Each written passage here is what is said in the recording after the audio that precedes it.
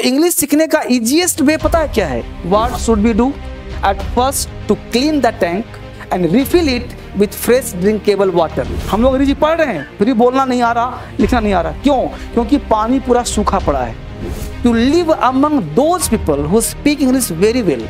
और यह किताब पढ़ लोगे ना, जिस दिन पूरा खत्म हो जाएगा उस दिन तुम्हारा 70% पार्ट भर चुका रहेगा। अब देखो मामला क्या उसमें जी। ये पता है कहानी किस क्लास की है? छठे की, क्लास 6 का स्टोरी है। समझ गए? अब टाइटल है वाटरफुल। वाटरफुल। अब देखिए इतना छोटा कहानी में दिया हूं क्लास 6 का। एक स्टोरी है हिंदी टू इंग्लिश, मतलब एक लाइन हिंदी अंग्रेजी लिखा फिर हिंदी लिखा, अंग्रेजी लिखा फिर हिंदी लिखा, और बाकी स्टोरी फिर 2 स्टोरी है प्योर इंग्लिश, फिर है एक हिंदी इंग्लिश, फिर है प्योर इंग्लिश, हिंदी इंग्लिश। ऐसा क्यों दिया हूं? ताकि आप ये पढ़ो अंग्रेजी फिर हिंदी निकालो, पढ़ो हिंदी निकालो, और फिर कुछ ऐसा है जो प्योर इंग्लिश टू इंग्लिश है। तो हमने कोशिश किया है, बाबू गप ना करो, चुप रहो, सुनो पूरी बात को। ये सब अमृत तुल्य वाक्य पे नहीं मिलेगा। तो क्या करना है आपको कि आप इसको पढ़िए और पढ़ करके इसको मंथन करिए। बस समझ गए? इसको पढ़िए और पढ़ करके आपने 2 लाइन पढ़ा तो पूरा का पूरा सेंस आना चाहिए, पूरा सेंस आना चाहिए। रीडिंग हैबिट एक ऐसी हैबिट है जो आपके इंग्लिश के गला का जो टोन है, गला इसका ठीक करेगा। क्योंकि आप 24 आवर्स हिंदी बोलते हो, आपके हिंदी में वर्ड जो है ना, आपके गला में वो एडजस्ट हो चुका है, और इंग्लिश बोलने में वो प्रॉब्लम क्रिएट करता है। वर्ड को सही प्रोनाउंस नहीं करता, आपके प्रोनाउंसिएशन में प्रॉब्लम होता है। आप जो बोलते हो तो आपको परेशानी होती है। बस में रहो ना। तो इंग्लिश सीखने का इजीएस्ट वे पता है क्या है? To live among those people who speak English very well, या you live among those people of native speaker of English.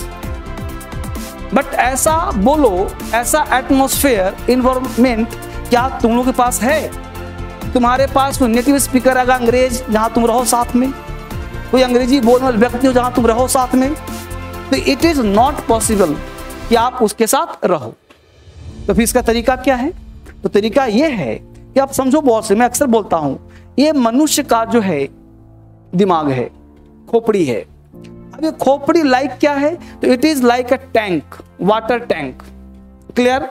If your tank of English knowledge is empty, it means if your tank is empty, the water will flow naturally or not? अगर ये empty है तो पानी flow होगा? नहीं होगा। हमने इसमें वाटर फ्लो करवाया। देखो अब यहाँ पे पानी सबसे पहले कहाँ गया? यहाँ गया। यहाँ पे पानी नहीं है। अब बताओ पानी फ्लो होगा? नहीं होगा। हम लोग पानी भर रहे हैं फिर पानी फ्लो नहीं हो रहा। क्यों? हम लोग अंग्रेजी पढ़ रहे हैं फिर भी बोलना नहीं आ रहा, लिखना नहीं आ रहा। क्यों? क्योंकि पानी पूरा सूखा पड़ा है, पानी पूरा। तो what should we do at first to clean the tank and refill it with fresh drinkable water. पहले इसको टैंक को साफ करना पड़ता है और refill it fresh drinkable water. पहले इसको पूरे पानी को बिना नल खोले पूरा फ्रेश पानी को भरिए। The water will overflow naturally and spontaneously. जब आप भरेंगे उसको तो प्रेशर आएगा तो पूरे फव्वारे के साथ गिरेगा और इधर उधर से भी गिरेगा। यानी कि इंग्लिश सीखने के लिए सबसे पहला काम है कि आप अपने टैंक जो मस्तिष्क है इसको आप भरिए अंग्रेजी के वोकैब से, अंग्रेजी के सेंटेंस से। आप ये मत देखिए कि आपको बोलना लिखना पढ़ना आ रहा है कि नहीं आ रहा है। तो कैसे भरे सर? तो भरने का तरीका है कि रेगुलरली रीडिंग हैबिट बनाइए, प्रतिदिन अंग्रेजी बोलकर पढ़िए। वो कैब स्टॉक होने दीजिए, अभी बाहर नहीं निकलेगा माउथ से, अपने आप इंग्लिश बोलना नहीं आएगा। तभी मेरा का प्रेशर जा रहा है, मैं यहाँ से क्या कर रहा हूँ? दबाव बना रहा हूँ, यानी पानी भर रहा हूँ तेज। वो कैब पूछ रहा हूँ आपसे, डांट डपट कर रहा हूँ, किताब पढ़वा रहा हूँ, आपको इंसल्ट कर रहा हूँ, अब करो करो करो करो। तो घर में पढ़ोगे प्रेशर तो ऑटोमेटिक 2-4 बूंद निकलना शुरू हो जाएगा। थोड़ा थोड़ा भरेगा, नल खोल छोड़ेगा तो बूंद गिरेगा जी। फिर एक समय आएगा कि आपका कोर्स पूरा क्या भर जाएगा तो साइड से भी निकलना शुरू हो जाएगा, यहाँ से बाहर निकलेगा तो अपने आप आना शुरू हो जाएगा। बात समझ पा रहे हो? तो इसमें टाइम लगेगा लेकिन घबराना नहीं है।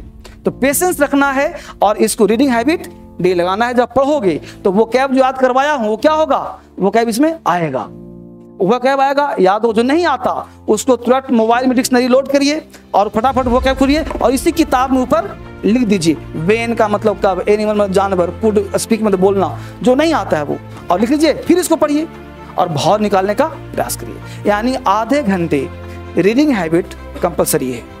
तो आज के बाद एक एक बच्चा इसको पढ़ेगा और मैं क्या करूंगा, पूछूंगा इस कहानी का सार क्या है। इसमें टोटल लगभग 30-35 कहानी है, 38 कहानी है, 38। मैं 38 दिन में इसको एक एक बच्चे से सार पूछ लूंगा। तुम बच के नहीं निकल सकते बेटा, समझ लो ना। और पूरा सार पूछ लूंगा, किताब हो जाए खत्म, रीडिंग बुक खत्म हो जाएगा। और यह किताब पढ़ लोगे ना, जिस दिन पूरा खत्म हो जाएगा उस दिन तुम्हारा 70% पार्ट भर चुका रहेगा। 38 दिन है ना बात, इसलिए इसको लेकर के आज से पढ़ना शुरू करिए। ये भले कहानी किताब है लेकिन आपकी इंग्लिश को इंप्रूव करेगा। इसमें वो कैब है जो डेली यूज में आता है। ये डेली यूज वो कैब जानबूझ के मैं दिया हूं, इसमें भरा हूं, आपके लिए तैयार किया गया मेहनत से ही। ये कहानी किताब नहीं है, मेहनत से तैयार किया गया है। इसको हर बच्चा पढ़िए कहानी जान करके, ताकि पढ़ने में मजा भी आए। ठीक है, दे दो उसको। ठीक है, और एक पन्ना राइटिंग करिए आप सब लोग। एक पन्ना राइटिंग टेस्ट दिया नहीं, रुको बैठो। एक पन्ना राइटिंग, एक पन्ना रीडिंग, और वो कैब देता हूं उसको, जो बेसिक वो कैब नीचे ऊपर रहता है उसको। इतना काम सबको करके आना है। और कोई बच्चा कामचोर नहीं बनेगा। कामचोर समझते हो ना? हाँ, कामचोर नहीं बनना है, क्योंकि आप सबसे बेहतरीन स्टूडेंट हैं। आपने डीएसएल टेस्ट दे सको, आपने डीएसएल में कदम रखा है, तो आप अपने आप को भाग्यशाली माने कि आपको धर्मेंद्र सर से पढ़ने का मौका मिला है। हजारों लाखों बच्चे हैं, 75 लाख सब्सक्राइबर हैं। इतने बच्चे दिल्ली आकर नहीं पढ़ सकते, आप दिल्ली में आकर के पढ़ रहे हैं। बहुत सारे बच्चे ऑनलाइन क्लास कर रहे हैं। बच्चे बोलते हैं सर हम पर ध्यान दीजिए, है ना, तो बच्चों पर ध्यान देता हूँ। आप सब फेस टू फेस पढ़ रहे हो तो बहुत बड़ी बात है ना। तो इसका फायदा उठाइए और सीखने का प्रयास करिए। ठीक है, thank you very much, God bless you. और पीडीएफ डाल दूं बच्चा, आपको टेस्ट मिल रहा है। Thank you.